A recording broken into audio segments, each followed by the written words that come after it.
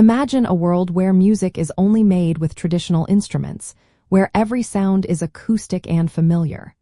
How would new genres emerge, pushing the boundaries of emotion and atmosphere? The tools we use to create music fundamentally shape its very essence and feel.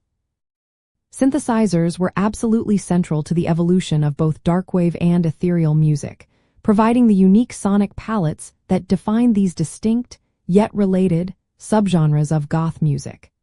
They offered unprecedented control over timbre, texture, and atmosphere, allowing artists to craft sounds impossible with conventional instruments. The core mechanism lies in the synthesizer's ability to generate, shape, and process sound electronically. For darkwave, synthesizers delivered cold, stark, and often driving textures. Think of the repetitive, pulsating bass lines and melancholic pads that create an industrial or introverted mood. Early analog synthesizers and drum machines allowed for the creation of stark, mechanical rhythms and deep, sometimes unsettling, atmospheric layers.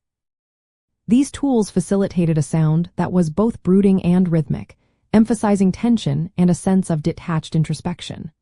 For ethereal music, synthesizers excelled at crafting expansive, dreamlike soundscapes.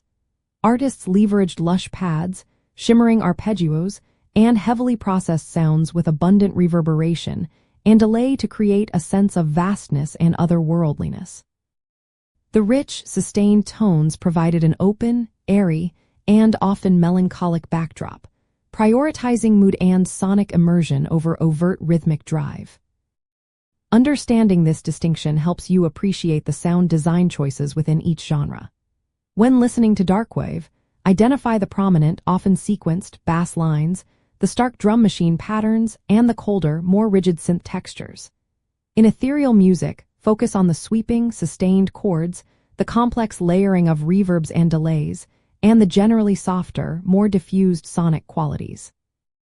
Recognizing the specific ways synthesizers are employed allows for a deeper identification of a track's subgenre, leaning, and artistic intent.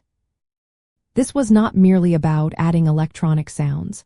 It was about inventing entirely new sonic vocabularies. The shift from purely organic instrumentation to incorporating synthesizers allowed for entirely new emotional expressions. Analog synthesis, with its warm, slightly unstable oscillators, contributed to the melancholic depth of early ethereal tracks.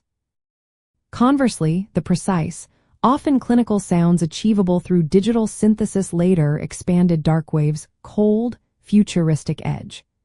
The advent of sequencers meant complex rhythmic patterns could be layered without needing multiple live musicians, fostering a new kind of musical architecture.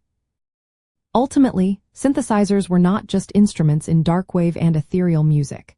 They were co-conspirators in sound, enabling artists to sculpt the intricate sonic identities and emotional landscapes that define these genres.